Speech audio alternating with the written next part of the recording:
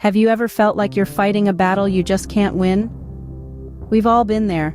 It's part of the human condition that at times, we find ourselves in the midst of struggles that seem insurmountable.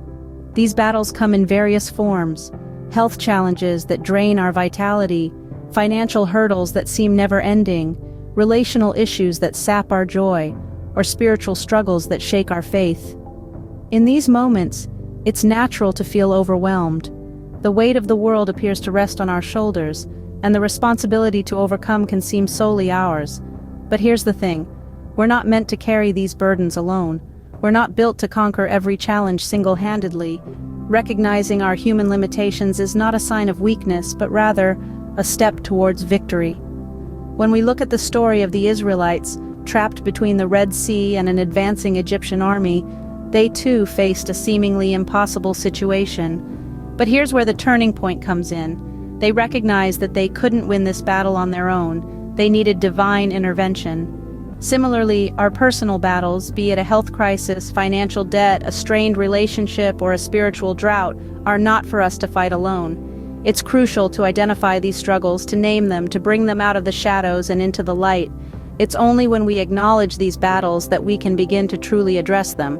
So let's pause for a moment. Think about the battles you're currently facing. Are you shouldering them on your own?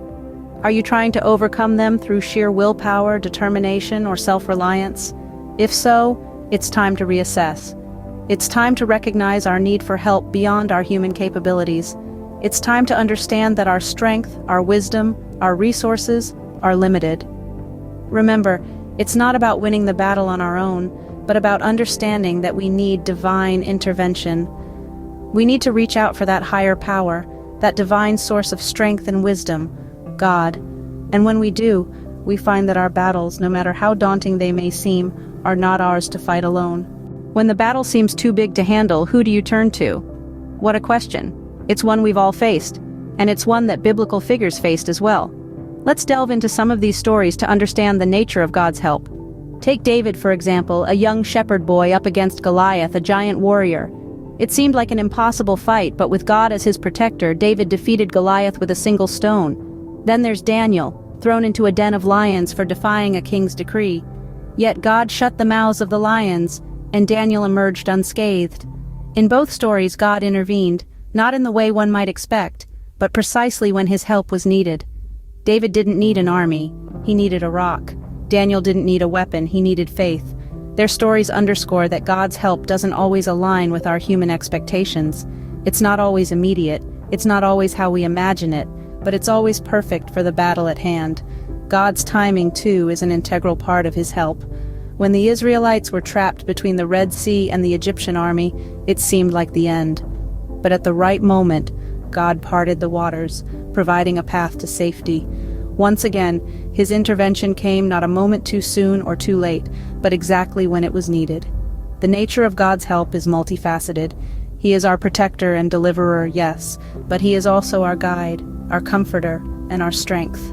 His methods may vary, his timing might seem mysterious, but his help is constant and unwavering. So when we face our own Goliaths, when we find ourselves in the lion's den, or when we're trapped with no apparent way out, let's remember these stories. Let's remember that God's help is not dictated by our expectations or our timing, but by his perfect wisdom and infinite love. God's help comes in ways we might not always expect, but it always arrives when we need it most. So let's hold on to that truth as we navigate our battles, knowing we're never alone in the fight. How do we respond when we've given our battles to God? This question brings us to the heart of our role in this spiritual journey. It's a role defined not by frantic activity, but by faith and stillness. Faith. It's a word we often use, but what does it truly mean in the context of our struggles? Faith, in essence, is a confident trust in God's power and his promises. It's believing that he can, and he will, intervene in our battles. It's a trust that goes beyond what our human eyes can see and our minds can comprehend. It's an assurance rooted in the character of God, who throughout the scriptures has proven himself to be a God who saves, delivers, and redeems. But faith in God's power and promises is not a passive state. It's an active trust that influences our thoughts, our words, and our actions. It's a trust that compels us to pray with confidence, to speak words of hope, and to act in ways that reflect our belief in God's promises. And then there's stillness. Be still and know that I am God, says Psalm 46:10. But what does it mean to be still? It doesn't mean inaction or resignation. Rather, it's a calm trust, a profound peace that comes from knowing that God is in control. It's a quiet confidence that waits on God's timing rather than rushing ahead in our own strength. It's a surrender that allows God to do what only He can do. So how do we respond when we've given our battles to God? We respond with faith, trusting in His power and His promises. We respond with stillness, waiting on His timing, surrendering to His will. Because in the end, it's not about what we can do, but about what God can do. To be still is not to do nothing, but to trust that God is doing everything. Have you ever experienced a moment when you knew, without a doubt, that God was at work in your life? These moments of divine intervention are not just relics of the past, confined to the pages of the Bible. They are as real and present today as they were in the times of Moses, David, or Daniel. Let's consider some testimonies of God's power in action. Picture the Israelites, standing on the shores of the Red Sea, trapped between an impossible body of water and an approaching army. In that moment of despair, God parted the waters, providing a path to safety. This wasn't just a demonstration of His power, but also a testament to His love and commitment to His people. Fast forward to a more recent story, a woman named Mary, diagnosed with a terminal illness. Doctors had given up hope, but Mary hadn't. She prayed, and her community prayed with her. Miraculously, her subsequent medical reports showed no trace of the disease. Her doctors were baffled, but Mary knew it was God's power at work. And how about John, a man drowning in debt, on the brink of losing everything? He turned to God, not just for financial help, but for peace in the midst of his storm. Over time, unexpected opportunities and solutions emerged, leading him out of debt and into a place of financial stability. John saw firsthand that God was not only his provider, but also his sustainer. These stories and countless others remind us of God's power to intervene in our lives. They encourage us to trust in His ability to overcome seemingly impossible situations. But remember, witnessing God's power isn't just about seeing miracles. It's about recognizing His work in our everyday lives, in the small victories, the unexpected blessings, and even in the challenges that shape us.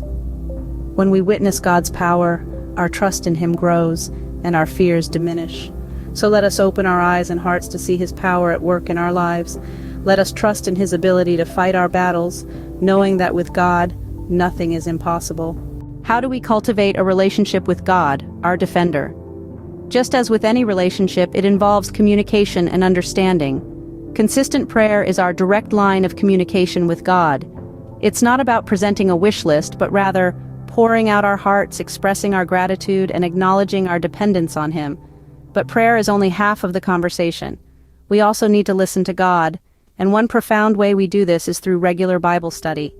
As we delve into the Scriptures, we gain a clearer understanding of God's character and His promises. We see His might and love demonstrated time and again, strengthening our faith in His power.